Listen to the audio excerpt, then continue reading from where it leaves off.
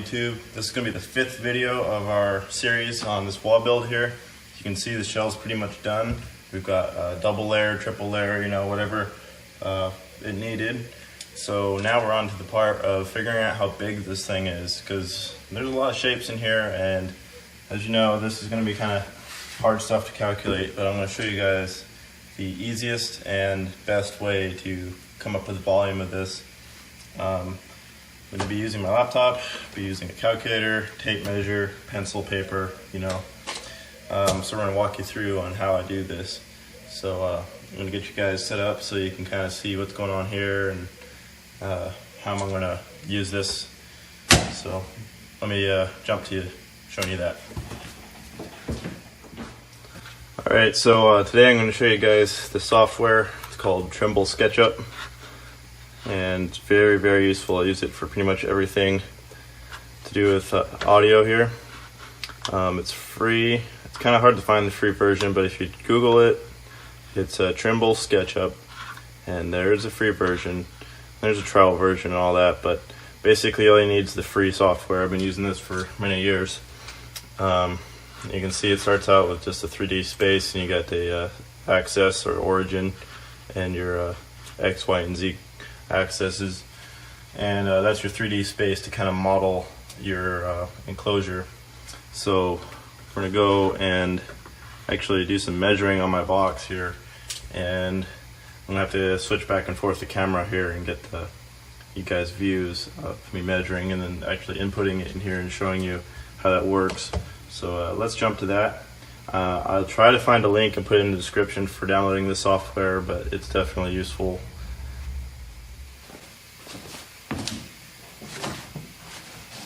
Okay, so the easiest way for me to help show you guys what I'm doing with only one camera at a time is I'll take a few measurements, and then we're going to go jump back to the computer and I'll show you putting those in. So we'll start with the front here. We're just going to get the overall width of the box. We're at 51.5. A little hard this way. 51.5. You take your pencil and paper. And what I like to do is I like to draw out the general shape of the enclosure looking from the front.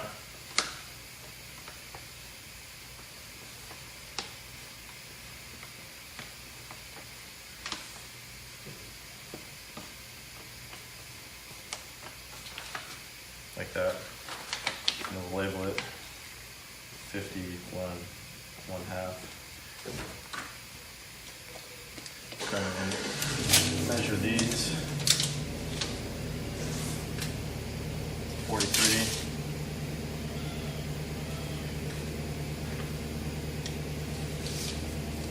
Get this front height.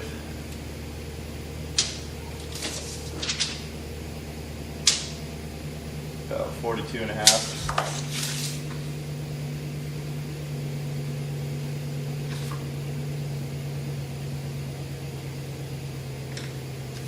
And then we continue on getting other measurements like this. That's 13. It's 7 3/4 tall.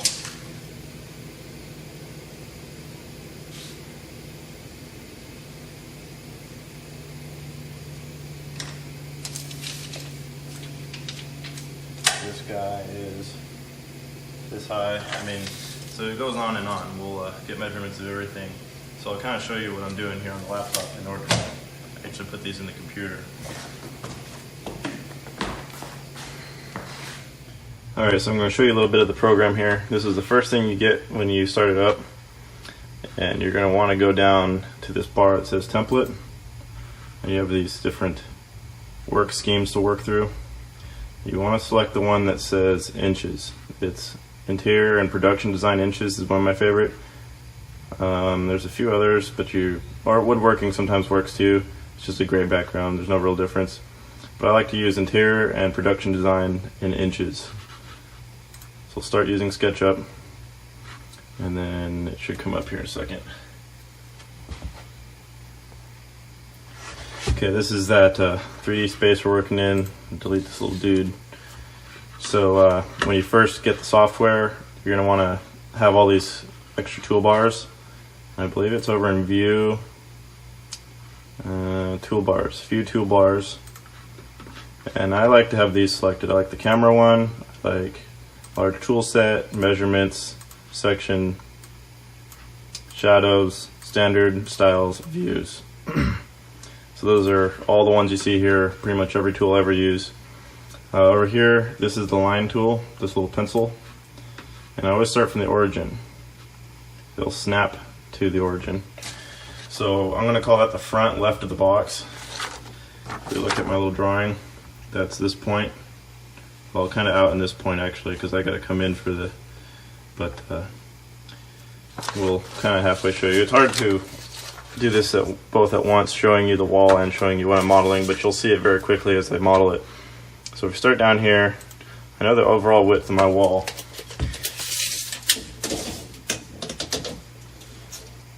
It's 52. So we're going to go this way, 52. So we'll tell you I'll type it in, and it'll make a line. You can't really see the line yet because it's kind of in the origin, or I mean in the axis. But now you're snapped over to the other end, and it's still trying to draw a line. So it's now going to draw a line out from where you started. So I'm going to go ahead and do is go up. This is going to be my height of my wall.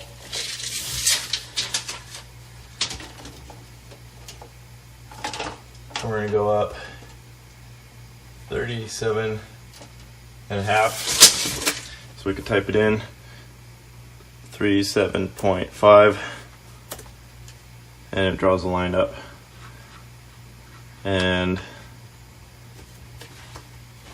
my width again at the top should be about the same as it is at the bottom. A little different, but it's close enough. We're going to call it 52,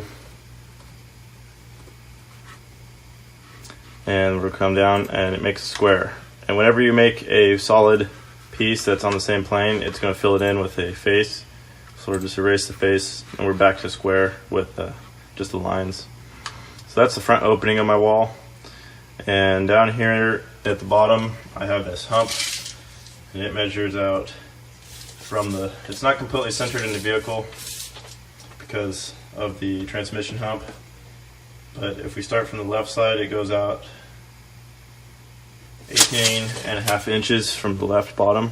So I'm going to start left bottom, click, come out 18.5, enter, and then it has a snap right here. Then we're going to go to the height of the hump, which I think I wrote was 7 3/4. So we're going to go 7.75, and then we're going to come over the width of the hump, 13. Then we come back down and over. So now there's this line here we can erase. We'll erase the face again. So that's pretty much the outline of the very front of my enclosure.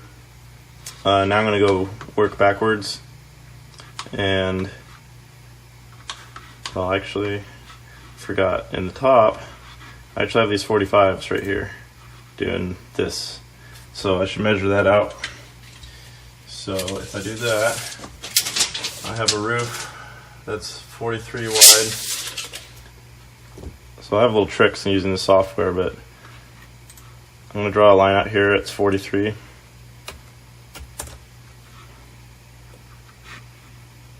And I'm going to come up from the center here to height of my 45.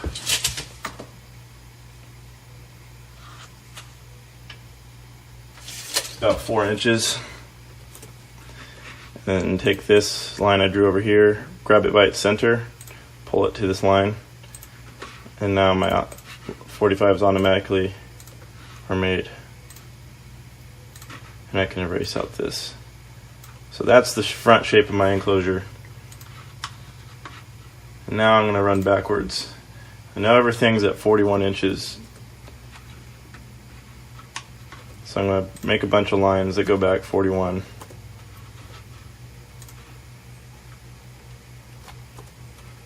You'll get better at the software the more you use it, understand kind of what it's able to do. And you'll see it draw these faces. That's how you know that the lines are connected correctly.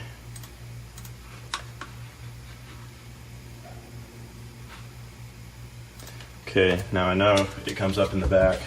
So now what I'm going to do is measure down from my roof. We're at 34. So if I come down from the center of my roof back here, 34. Then that already sets up my my floor height, because my floor isn't the same height all the way through, because in the front it comes down. Erase that. Now this comes in, I believe it's 25 inches, means this comes in 25.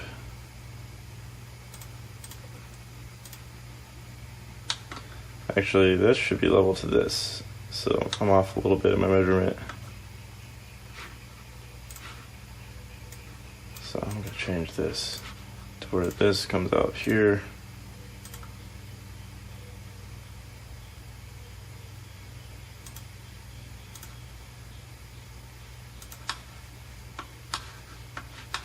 What am I doing?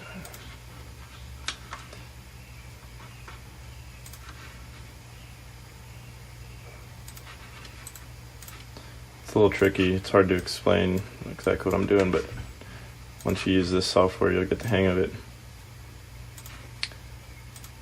So I'm just making sure everything's square in the software. Trying out the floor. And then this goes out 25.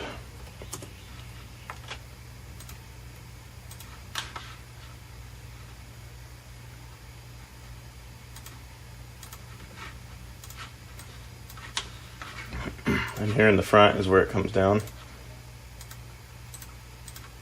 So I'm going to draw that. You can see it fills that in. And then same here on this side. And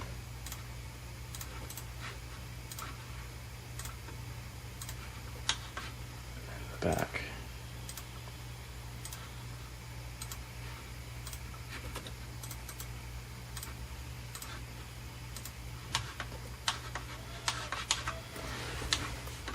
There's the shape.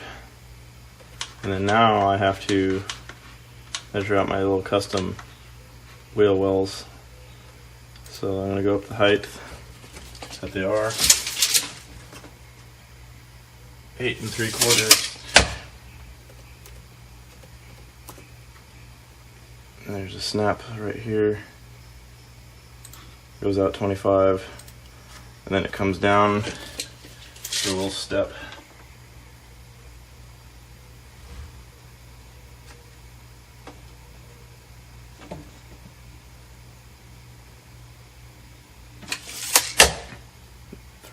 .5 out 7. I will make that diagonal. Erase that. And then I have one more little jog here that goes down.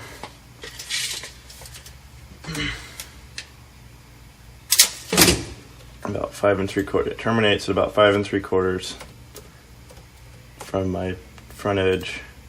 So it kind of looks like that. And then it has depth to it. So we're going to pull it out. A good 4.5 inches. Okay. And then I'm going to duplicate this on the other side.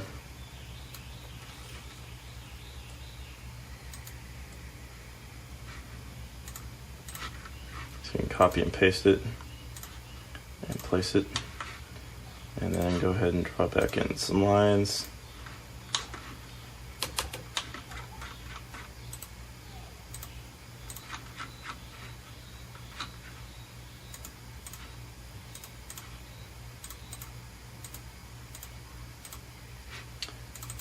Now the face isn't filling in.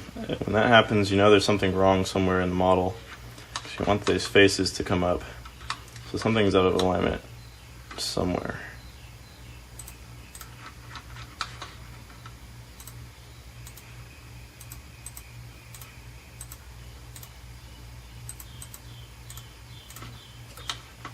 So I'm going to try to connect enough of these to make a face. There it goes. Okay. So it fixed whatever the problem was.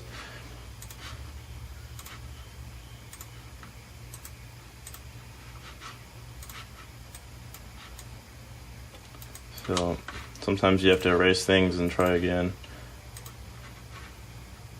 I should put it back on it, but something's still wrong.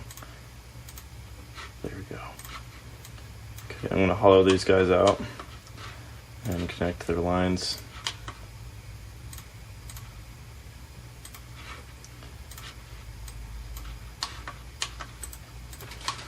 So you can now see that is exactly what my enclosure looks like. Okay, so now we're on the computer and I wanted to show you a better view of the model here. So this is what we just put together. As you can see, it looks just like the inside of my wall here. Right now it's composed of a bunch of faces and sides, just random pieces, but that they're all connected.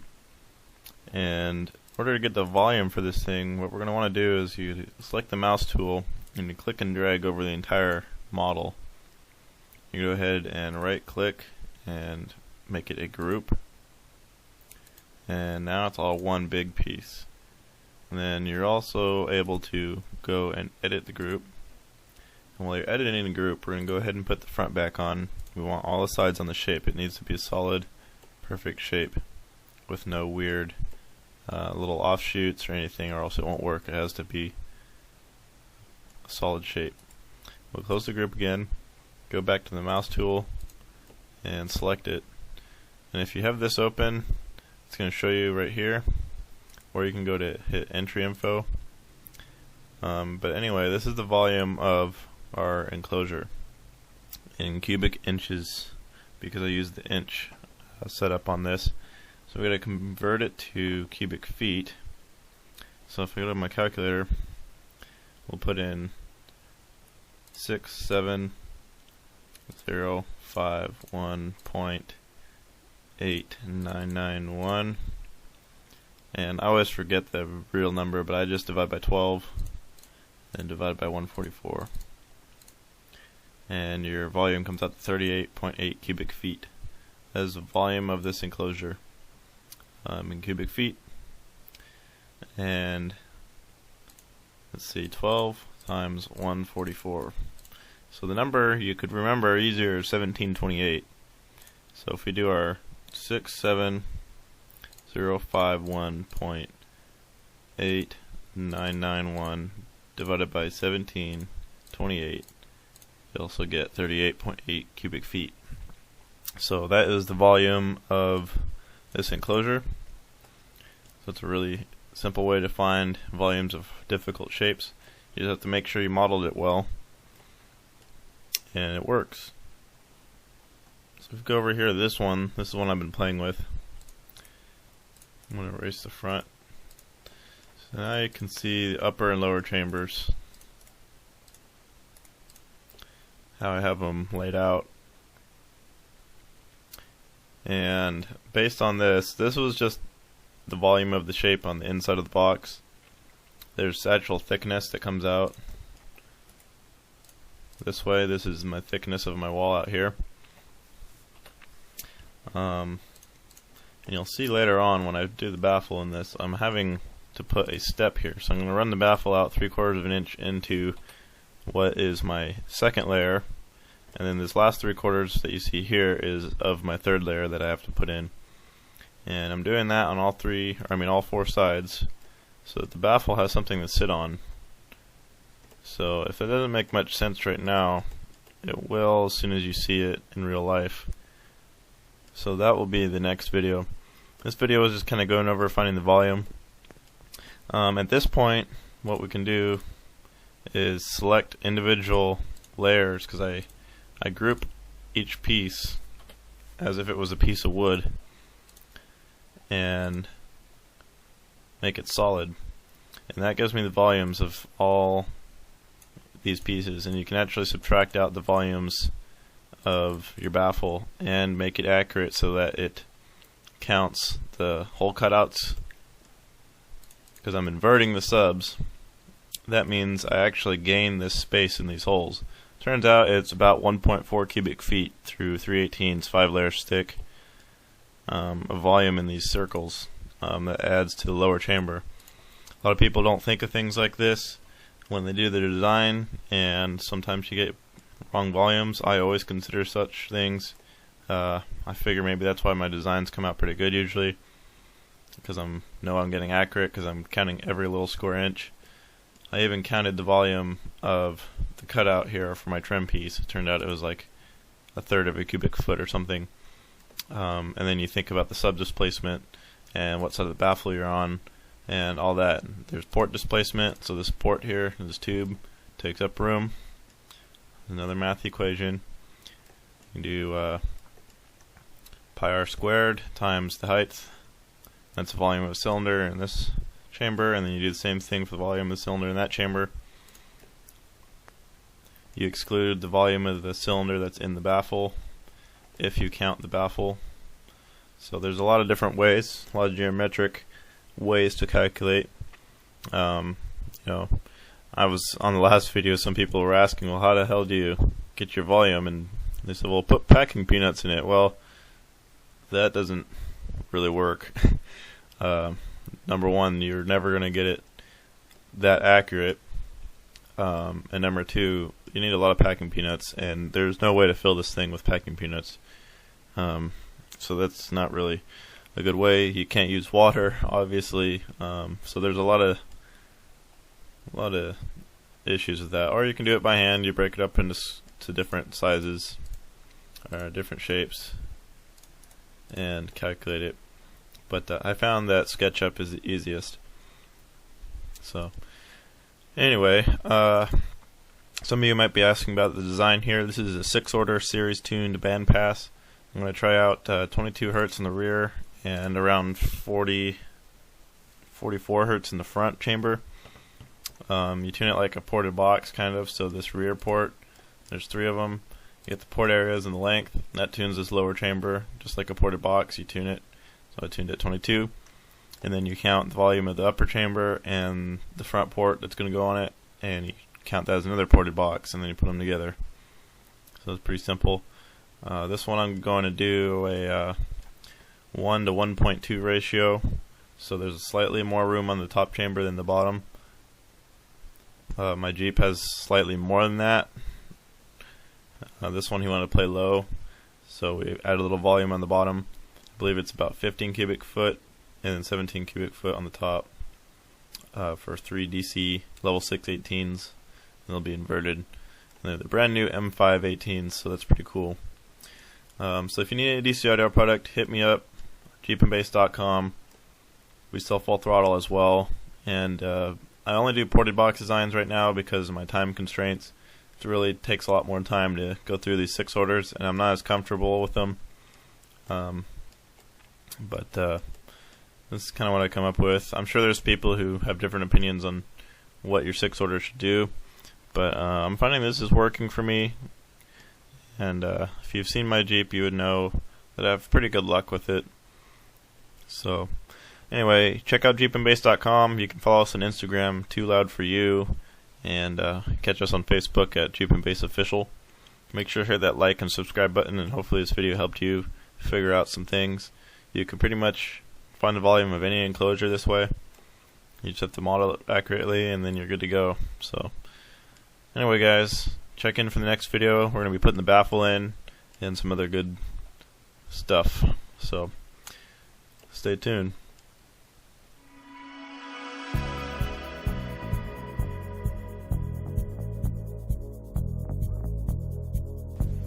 Be sure to check out the website, jeepandbass.com. We have all your product needs here, from DC audio to custom build options for those subs. We have some full throttle batteries available, box designs, and decals all here. And there's plenty more information on the website, so please come check that out. And then make sure you hit this bell notification to always get the updates when I post videos. So that's going to be right over here. So thanks, guys. Please like and subscribe, and appreciate it.